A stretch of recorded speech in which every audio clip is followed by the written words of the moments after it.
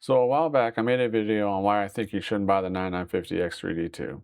So I came up with excuses like Zen 6 about to come out, um, it overheats or it just goes hotter, and the price was $899. So, well, I went ahead and bought it.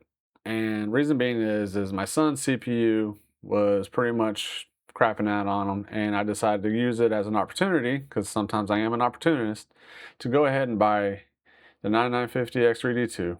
I sold some old PC parts that I'd never used, or not never used, but I barely used, and trying to offset the cost because $899 still is really expensive. And I went ahead and gave my son the 9950X3D. Of course, he was happy. Who wouldn't be? It's an excellent CPU. And I just got some hands-on experience with it, and I want to share with you what I learned hands-on. More than just a video of me studying it and everything. I actually been using it for the last couple months, and I can tell you without a doubt some of the things that I agree with on my last video that I made, and some things that actually surprised me. So I'm gonna put up some screenshots from here or there throughout the video to give you some like temperature settings or temperature readings, I should say, to pretty much show you what I've seen. So the first thing, is it worth $899? Not really. I still think if you get a 9950X3D or anything from the 7800 X3D all the way up through there, non X3D even, you're going to be fine. $899 is still a really steep price for a CPU, and we only got so many other ones that can do the job also. Another one is the temperature. So this is the main one I want to talk about, and I'm going to start posting idle temps from my 9950X3D, and then the idle temps that I got from the 9950X3D2. And what I realized is the 9950X3D2 on idle actually is lower than the 9950X3D. To be honest with you, not really too sure why. I have a friend who also has a 9950X3D2, and she said that it was the same for her too when she put it in. Uh, I think idle temps usually was around 42 to 43 degrees, depending on what was going on for my 9950X3D. For the 9950X3D2, it was like 37 degrees. I think I even saw some 36 from it spiked down a little bit. So I was kind of shocked. I'm thinking the reason being is because it kind of doesn't have to work as hard going from a CCD0 that has the 3dB cache to CCD1 that doesn't, and so it doesn't really, the CPU doesn't have to work as hard since they both have 3D, both sides have 3dB cache to uh, pretty much run everything. That's just my guess. I could be wrong. Maybe it's a better silicone altogether. Not too sure, but that's just some of the findings. When I'm doing gaming with it, for one, there's no real big FPS change. I think I might have seen maybe 5 or 10 FPS on some games. Some in other games, none. I played Crimson Desert. I've played Borderlands 4. I've played Cyberpunk. You know, the usual, big games, and not much a difference. Now, one thing I did notice when I played some games is it did reduce or eliminate stuttering in some games. I know when I played Helldivers 2, there was always a certain scene that stutters a little bit when it's like when you're dropping down from the ship to get ready for them or to go to the mission. Well, that always was a stutter or a hang up for me for like a good second. No big deal. Well, after that, the game runs fine and no big issues. Got a lot of high FPS.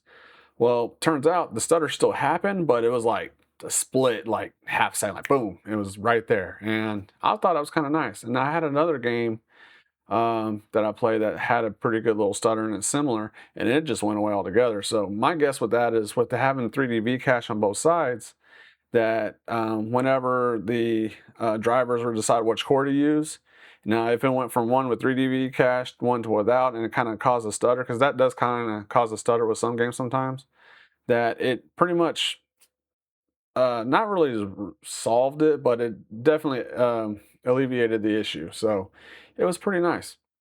Um, so that was pretty good. Uh, Another thing is what I noticed with the CPU. If you give it a good undervolt, you can get temperature similar to the 9950X3D. So with a good undervolt, and I have a video about that if you want to check that out. I also have a new updated undervolt video for my 9950X32 coming out pretty soon. So stay tuned, like, subscribe if you want to watch that. See, I'll put that plug in.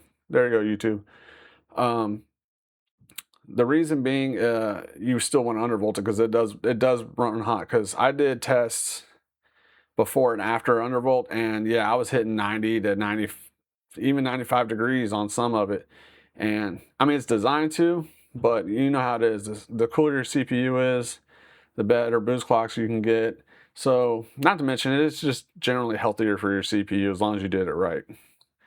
But with a good undervolt, you honestly, I was getting anywhere, depending on my game, 57 degrees to 65. I think when it does shader cache, it jumps to about 80-ish degrees, maybe 82, and that's about it. Then it goes right back down to 62 degrees on average. I want to say that's pretty much the average I see is about 60 to 62 for most games, and that's still pretty cool. I am running a 420 AIO. The the AMD says that the CPU requires a 360. I think you can get away with a good high-end air cooler, but you will hit some higher temps with that. But if they say use 360 or higher, then I would go ahead and do that. So those are the temperatures that I found. Now, work productivity. So I use DaVinci Resolve, and so when I edit videos or do photoshopping or anything like that, or Photoshop, it does work a lot better. I mean, I guess that's what it's designed for. They say that this is a CPU designed for creators, right? Well, it's pretty much true. So say if I was editing a 20 to 30-minute video, and on my old CPU it would take around, depending what I did with it, say about 5 to 10 minutes, right? It did cut a good 2 or 3 minutes off. So be honest with you, I mean, if you're trying to edit a large video, just hit the edit button, let this program do its thing, and then go have a cup of coffee or something. That's all you really need. So at the end of the day, after 2 months, am I happy I bought it? Of course I am. I'm a PC enthusiast. I've been building a PC since 1995. So buying the most high-tech CPU, other than not being a Threadripper, is always exhilarating and fun to do. And plus, I love tuning out new stuff and seeing what it does. Yeah, is it still worth the $899? Not really. I don't think so.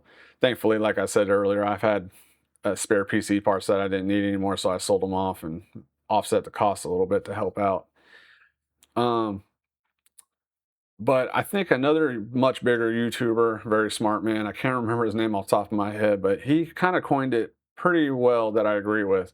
It's almost like a mini Threadripper. It can do a lot of things, especially like high, excuse me, high workload stuff and flawlessly. So yeah, that's pretty much what it is. It's a mini Threadripper. Um, it also,